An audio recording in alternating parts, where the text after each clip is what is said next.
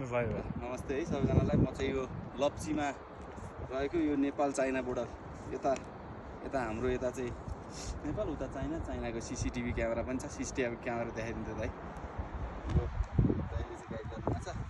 अनि यो चाहिँ 2063 सालमा बनेको छ 56 नम्बरको बोर्डर।